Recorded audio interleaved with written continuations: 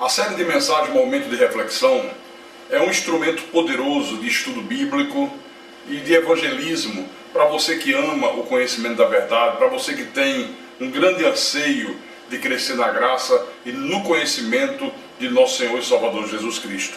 Então, que esta série de mensagens que leva temas profundos da teologia bíblica, temas que são de fundamental importância para você compreender em profundidade as Escrituras Sagradas e tudo à luz da Bíblia, porque a Bíblia é a nossa única e exclusiva regra de fé. Que esta série de mensagens gravada em DVD abençoe muito a tua vida e seja um poderoso instrumento de evangelismo para você alcançar as ovelhas do Senhor Jesus Cristo. A graça e a paz para todos. Nesse momento de reflexão de hoje, nós vamos abordar um tema que gera muita polêmica no mundo espiritual, no mundo religioso, que é o livre-arbítrio, a doutrina do livre-arbítrio. Que é uma doutrina herética, é uma heresia terrível que se estabeleceu dentro da igreja e que foi muito combatida pelo Senhor Jesus Cristo durante o seu ministério terreno.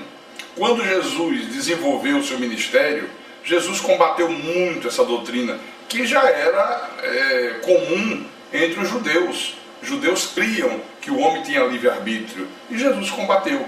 Depois ela praticamente ficou amortecida, a igreja se estabeleceu, a soberania de Deus passou a ser o pilar da fé e no século XVI, quando houve a reforma protestante, ela surge outra vez com muita força e dessa vez está enraizada em praticamente todos os segmentos religiosos. Ela ressurgiu no século XVI, através de Jacob Armênios, por isso que se chama os que creem no livre-arbítrio de armenianistas, né? Aí você diz, pastor, quer dizer que Jesus combateu essa doutrina do livre-arbítrio durante o seu ministério terreno? Combateu. Nós vamos começar a ver isto com Bíblia na mão, porque a Bíblia é a nossa única e exclusiva regra de fé, nós não temos outra. Então vamos abri-la no livro de João, capítulo 6, versículo 37. Há um momento que Jesus está pregando para um grupo de judeus, está transmitindo os ensinamentos de Deus, e ele diz assim: todo aquele que o Pai me dá, João capítulo 6, versículo 37, esse virá a mim, e o que vem a mim, de modo nenhum lançarei. É muito interessante esse primeiro versículo, porque normalmente os pastores que pregam o livre-arbítrio, que ensinam o livre-arbítrio, eles usam muito esse versículo, só que usam de uma forma oral. Eles não levam as pessoas a lerem na Bíblia. Então como é que se diz? Ele diz assim, olha, Jesus disse, aquele que vem a mim, de modo nenhum lançarei fora. Aí diz assim, tá vendo? Você tem que vir a Jesus, você tem que aceitar Jesus, é o livre-arbítrio. Isso é no mínimo uma desonestidade espiritual. Porque o versículo correto, ele tem que ser compreendido no seu todo. Todo aquele que o Pai me dá, esse virá a mim. E o que vem a mim, de modo nenhum lançarei fora. Então, olha como mudou tudo. Quem são aqueles que vêm ao Senhor Jesus e que Ele de modo nenhum lança fora? Todo aquele que o Pai me dá. Já mudou completamente o sentido. Depende do Pai, dá. Mas Jesus continuou. E quando chegou aqui no versículo 44, ele repete outra vez a mesma tônica, batendo na mesma tecla, e ele diz, ninguém pode vir a mim, se o Pai que me enviou não o trouxer, e eu ressuscitarei no último dia. Cadê o livre-arbítrio? Sumiu o livre-arbítrio? Ninguém pode vir, ele disse, ninguém. O que é que significa ninguém? Ninguém, não há exceções. Ninguém pode vir a mim, se o Pai que me enviou não o trouxer. Continuou, e no versículo 65, ele repete pela terceira vez, batendo na mesma tecla, e prosseguiu, por causa disto é que vos tenho dito, ninguém poderá vir a mim, se pelo Pai não lhe for concedido. Então veja, depende do Pai dar, depende do Pai trazer, depende do Pai conceder, né? Ninguém poderá vir, se pelo Pai não lhe for concedido. Por que isso? Por que não se pode vir ao Senhor Jesus Cristo sem que seja Deus trazendo? Porque quando o homem nasce, ele já nasce morto em delitos e pecados.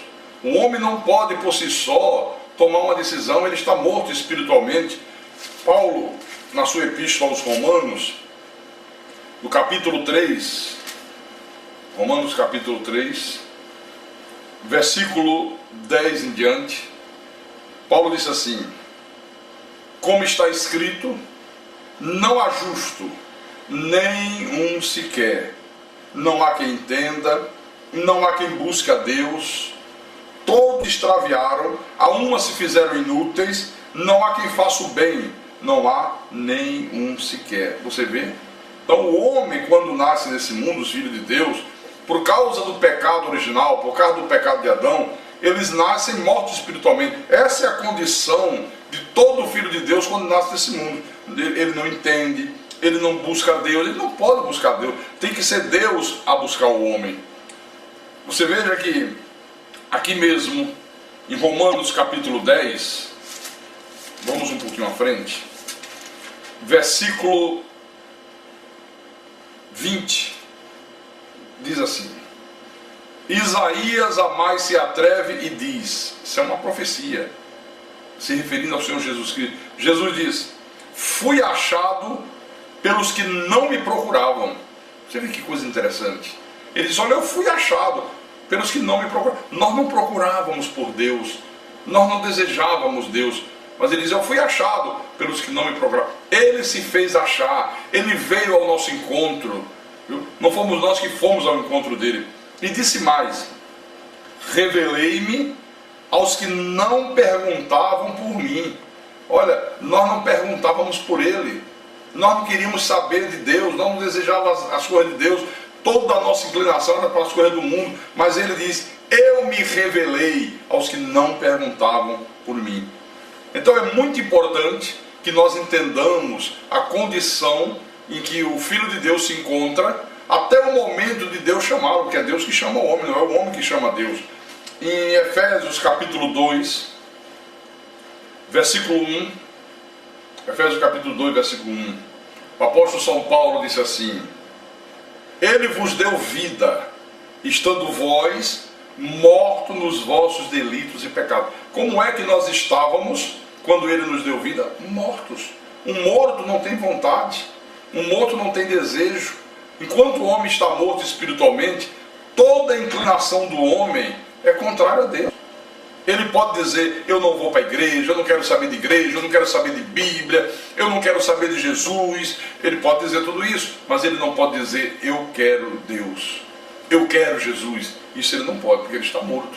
Aí você diz assim: pastor, e como é que explica aquelas pessoas que viviam uma vida de erro, uma vida de pecado, gente que bebia, gente que fumava, gente que consumia drogas, gente que frequentava lugares escuso, macumba, feitiçaria, idolatria, e de repente um dia decidiram vir para a igreja, decidiram se jogar nos braços do Senhor, decidiram se render a Cristo. Não foi uma decisão do homem, não foi a pessoa que usou o seu livre-arbítrio e aceitou Jesus? Não, absolutamente não.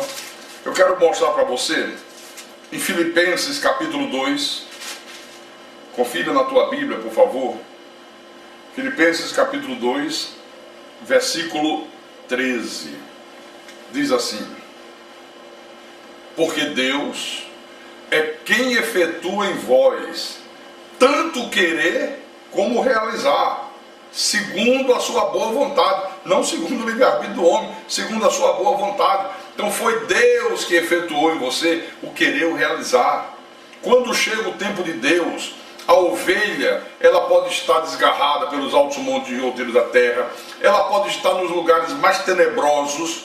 Deus providencia realizar nela o querer e o realizar. Ela começa a sentir uma vontade grande de largar as trevas e caminhar para a luz. Então tudo é Deus que realiza, porque Deus é quem efetua em vós o querer e o realizar. O Senhor Jesus Cristo, lá no livro de João, no capítulo 15, versículo 16, e é interessante como é que Jesus tinha uma preocupação tão grande de deixar muito clara essa questão. Infelizmente a igreja passou por cima disso tudo aqui, não dá importância a esses fatos, e teima em estabelecer a doutrina do livre-arbítrio, em dizer que o homem é que tem livre-arbítrio, que o homem é que decide o seu destino, que o homem é que toma a decisão, que o homem é que decide se quer a vida eterna ou se quer a perdição eterna. Quer dizer, colocou na mão do homem o direito de decidir o seu destino espiritual. Isso não é a verdade sagrada. Então Jesus disse assim, João capítulo 15, versículo 16: não fostes vós que me escolhestes a mim, pelo contrário, eu vos escolhi a vós outros.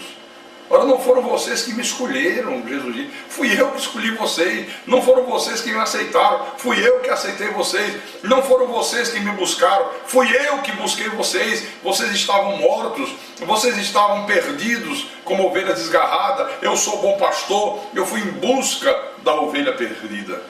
Então essa é a verdade da Bíblia. As escrituras sagradas, meus irmãos, elas mostram de uma maneira muito clara, desde o livro de Gênesis até o livro do Apocalipse, que quem busca o homem é Deus. Não é o homem que busca Deus, é Deus que busca o homem. Eu quero mostrar alguns exemplos para você. Por exemplo, no livro de Gênesis, capítulo 6. Gênesis capítulo 6. Vamos ler do versículo 13 em diante. É a história de Noé. É muito interessante isso aqui. Porque diz assim: então disse Deus a Noé: resolvi dar cabo de toda a carne, porque a terra está cheia da violência dos homens. Eis que os farei perecer juntamente com a terra. Faz uma arca de tábuas de cipreste. Nela farás compartimentos e a calafetarás com betume por dentro e por fora. Deste modo a farás. De 300 côvados será o comprimento, de 50 a largura, e a altura de 30. Farás ao seu redor uma abertura de 1 côvado de altura. A porta da arca colocarás lateralmente. Farás pavimentos na arca, um embaixo, um segundo e um terceiro. Quer dizer, Deus deu instruções precisas para Noé. Noé não disse: não, senhor, mas 300 côvados é muita coisa, vai demorar muito, é uma coisa muito grandiosa, vamos fazer com 200. Ele não disse isso. Ele simplesmente ouviu e ele faz tudo conforme Deus determina. Aqui no versículo 18, diz assim: contigo, porém, estabelecerei a minha aliança. Entrarás na arca, tu e teus filhos, e tua mulher, e as mulheres dos teus filhos.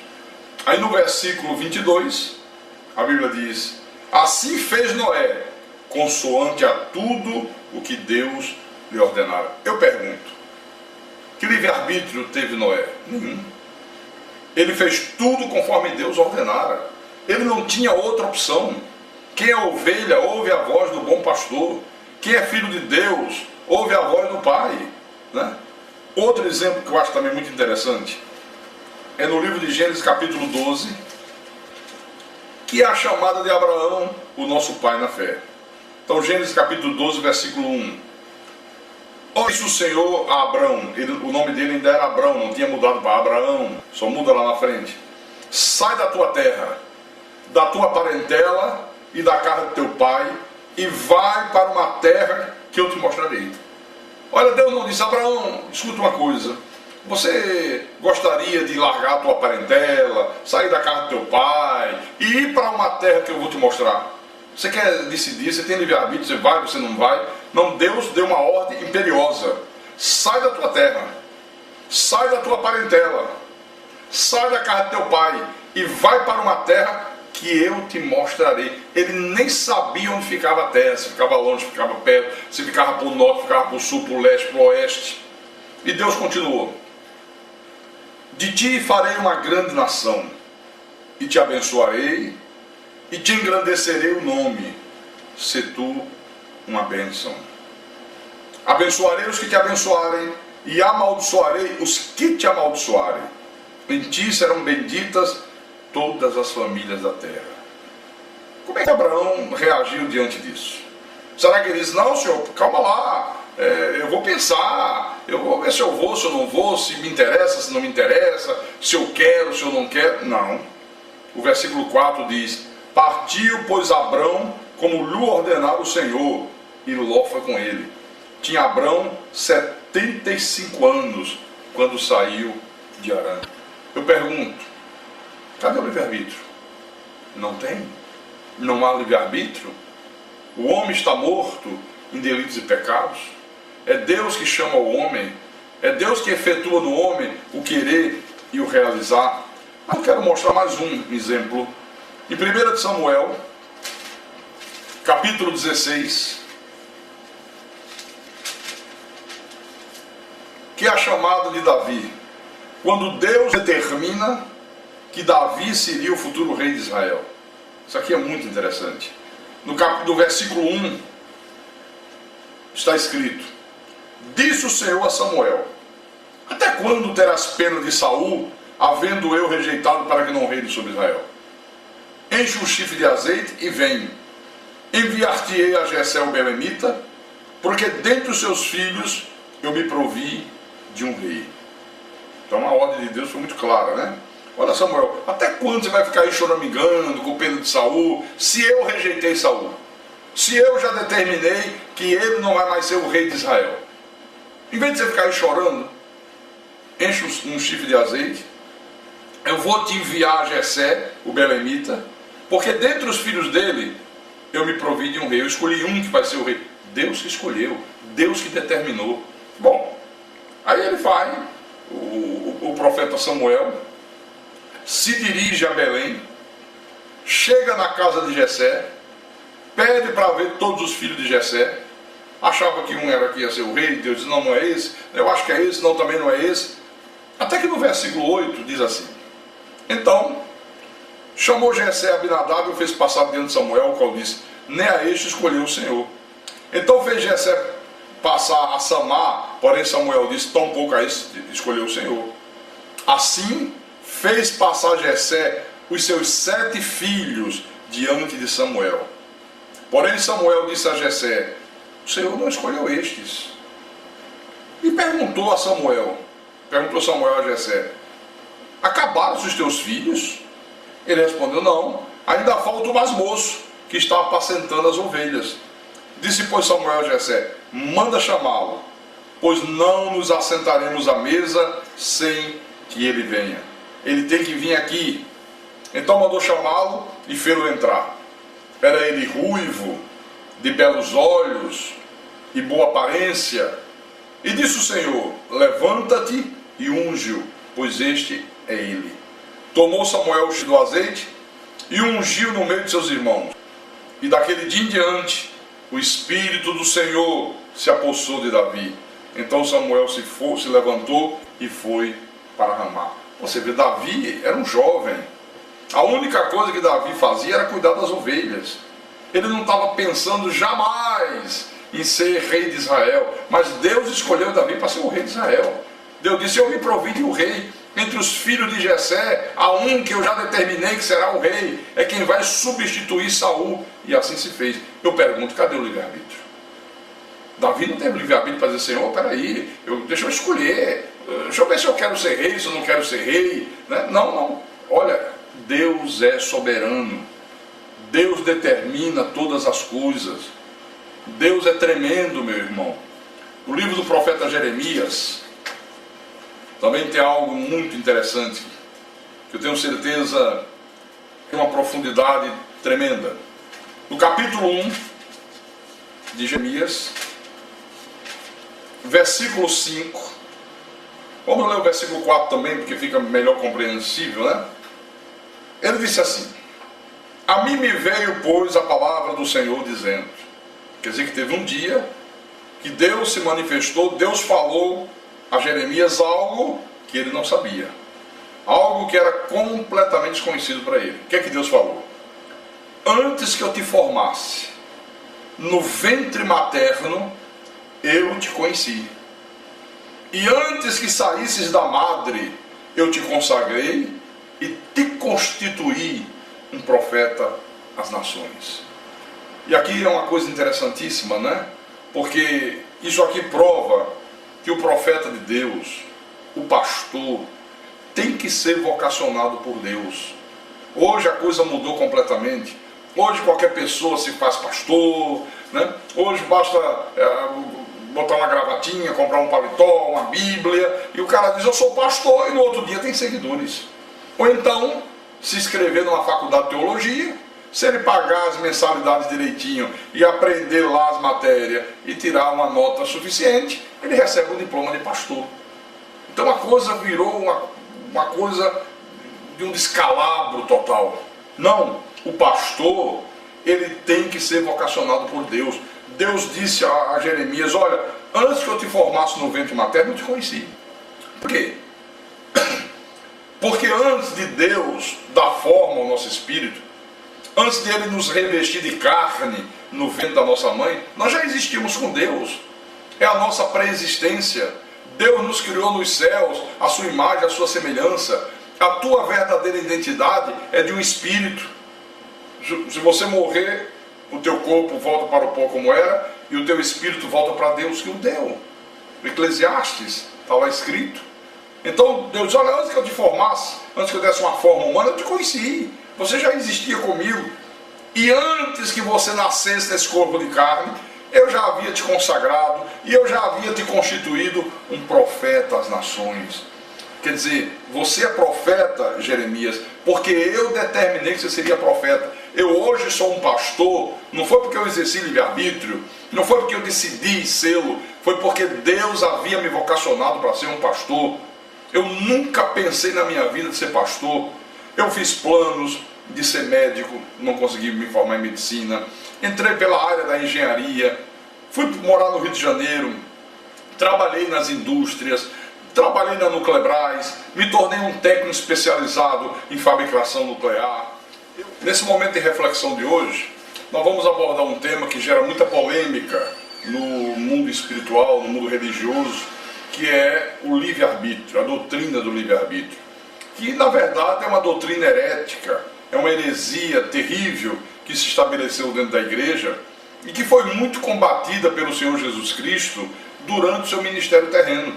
Quando Jesus desenvolveu o seu ministério, Jesus combateu muito essa doutrina, que já era comum entre os judeus. Os judeus criam que o homem tinha livre-arbítrio, e Jesus combateu. Depois ela praticamente ficou amortecida, a igreja se estabeleceu, a soberania de Deus passou a ser o pilar da fé, e no século XVI, quando houve a reforma protestante, ela surge outra vez com muita força, e dessa vez está enraizada em praticamente todos os segmentos religiosos. Ela ressurgiu no século XVI, através de Jacob Armênios, por isso que se chama os que creem no livre-arbítrio de armenianistas, né? Aí você diz, pastor, quer dizer que Jesus combateu essa doutrina do livre-arbítrio durante o seu ministério terreno? Combateu. Nós vamos começar a ver isto com Bíblia na mão, porque a Bíblia é a nossa única e exclusiva regra de fé, nós não temos outra. Então vamos abri-la no livro de João, capítulo 6, versículo 37. Há um momento que Jesus está pregando para um grupo de judeus, está transmitindo os ensinamentos de Deus, e ele diz assim: todo aquele que o Pai me dá, João capítulo 6, versículo 37, esse virá a mim, e o que vem a mim, de modo nenhum o lançarei fora. É muito interessante esse primeiro versículo, porque normalmente os pastores que pregam o livre-arbítrio, que ensinam o livre-arbítrio, eles usam muito esse versículo, só que usam de uma forma oral. Eles não levam as pessoas a lerem na Bíblia. Então como é que se diz? Ele diz assim, olha, Jesus disse, aquele que vem a mim, de modo nenhum o lançarei fora. Aí diz assim, tá vendo? Você tem que vir a Jesus, você tem que aceitar Jesus, é o livre-arbítrio. Isso é no mínimo uma desonestidade espiritual. Porque o versículo correto, ele tem que ser compreendido no seu todo.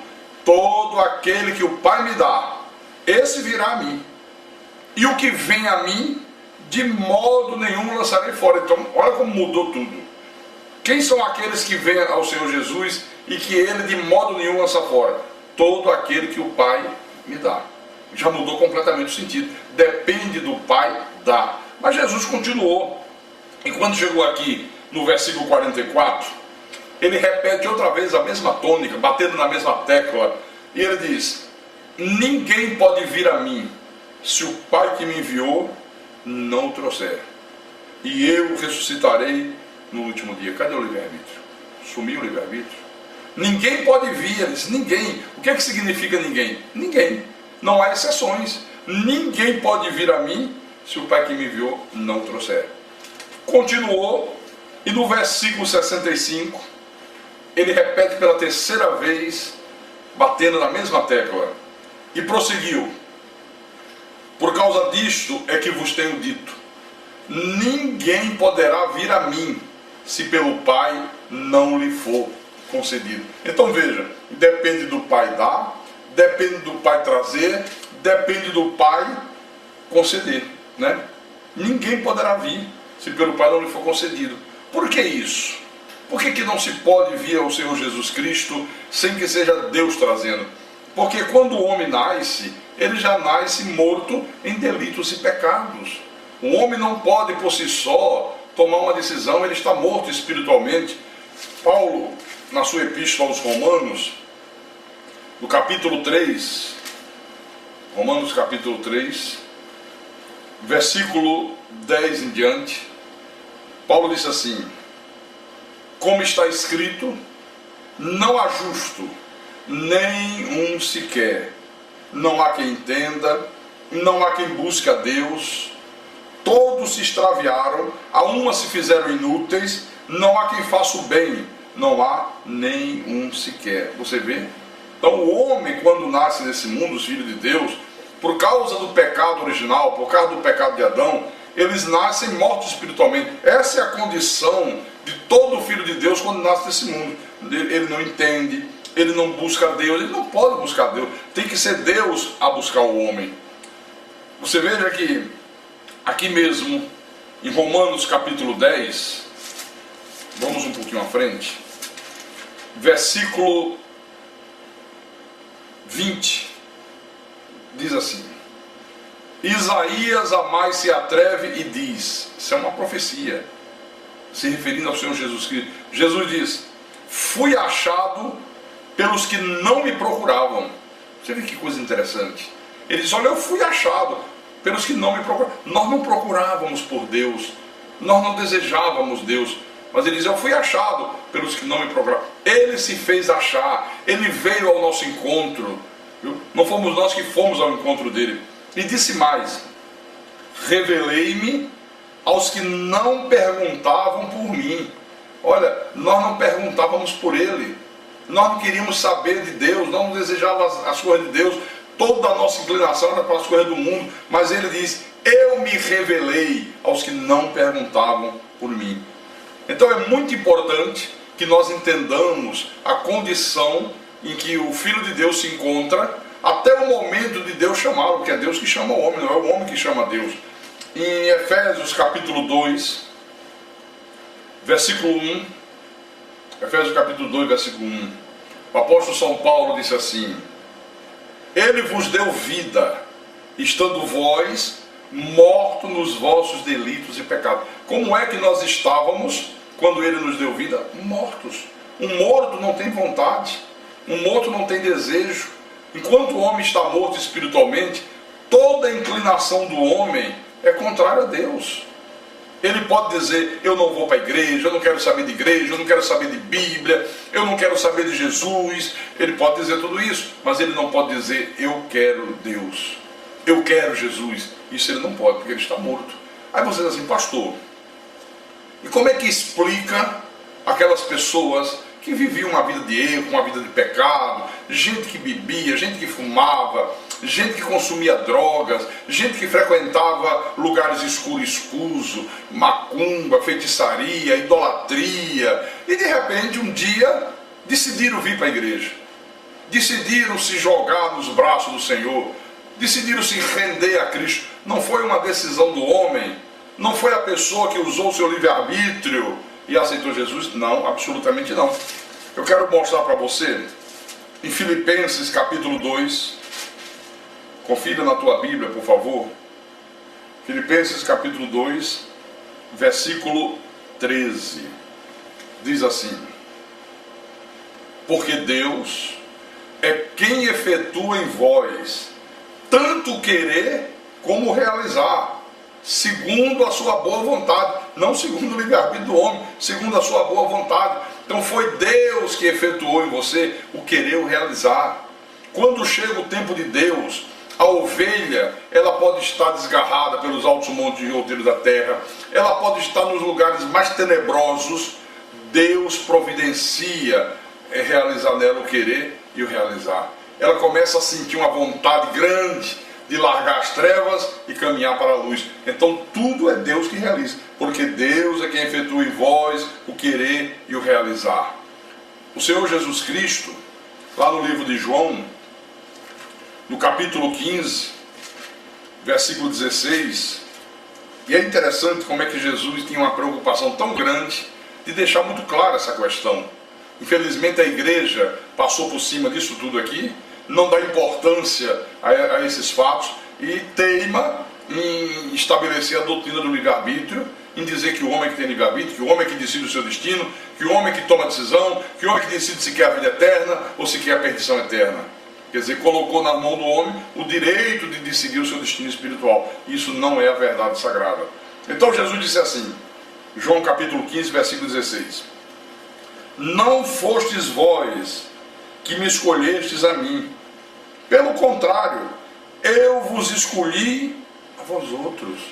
Ora, não foram vocês que me escolheram, Jesus disse. Fui eu que escolhi vocês. Não foram vocês que me aceitaram. Fui eu que aceitei vocês. Não foram vocês que me buscaram. Fui eu que busquei vocês. Vocês estavam mortos. Vocês estavam perdidos como ovelha desgarrada. Eu sou bom pastor. Eu fui em busca da ovelha perdida.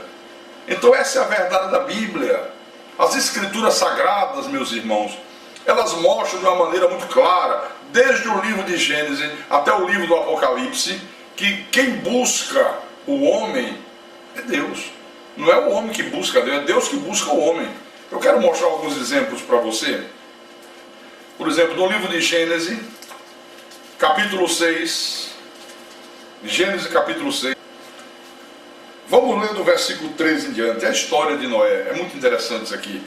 Porque diz assim: então disse Deus a Noé: resolvi dar cabo de toda a carne, porque a terra está cheia da violência dos homens. Eis que os farei perecer juntamente com a terra. Faze uma arca de tábuas de cipreste. Nela farás compartimentos e a calafetarás com betume por dentro e por fora. Deste modo a farás. De 300 côvados será o comprimento, de 50 a largura e a altura de 30. Farás ao seu redor uma abertura de 1 côvado de altura. A porta da arca colocarás lateralmente. Farás pavimentos na arca, um embaixo, um segundo e um terceiro. Quer dizer, Deus deu instruções precisas para Noé. Noé não disse: não, senhor, mas 300 côvados é muita coisa, vai demorar muito, é uma coisa muito grandiosa, vamos fazer com 200. Ele não disse isso. Ele simplesmente ouviu e ele faz tudo conforme Deus determina. Aqui no versículo 18, diz assim: contigo, porém, estabelecerei a minha aliança. Entrarás na arca, tu e teus filhos, e tua mulher, e as mulheres dos teus filhos. Aí no versículo 22, a Bíblia diz: assim fez Noé, consoante a tudo o que Deus lhe ordenara. Eu pergunto: que livre-arbítrio teve Noé? Nenhum. Ele fez tudo conforme Deus ordenara. Ele não tinha outra opção. Quem é ovelha ouve a voz do bom pastor. Quem é filho de Deus ouve a voz do Pai, né? Outro exemplo que eu acho também muito interessante é no livro de Gênesis capítulo 12, que é a chamada de Abraão, o nosso pai na fé. Então Gênesis capítulo 12, versículo 1. Ora, disse o Senhor a Abrão, o nome dele ainda era Abrão, não tinha mudado para Abraão, só muda lá na frente: sai da tua terra, da tua parentela e da casa do teu pai, e vai para uma terra que eu te mostrarei. Olha, Deus não disse: Abraão, escuta uma coisa, você gostaria de largar a tua parentela, sair da casa do teu pai e ir para uma terra que eu vou te mostrar? Você quer decidir, você tem livre-arbítrio, você vai, você não vai. Não, Deus deu uma ordem imperiosa. Sai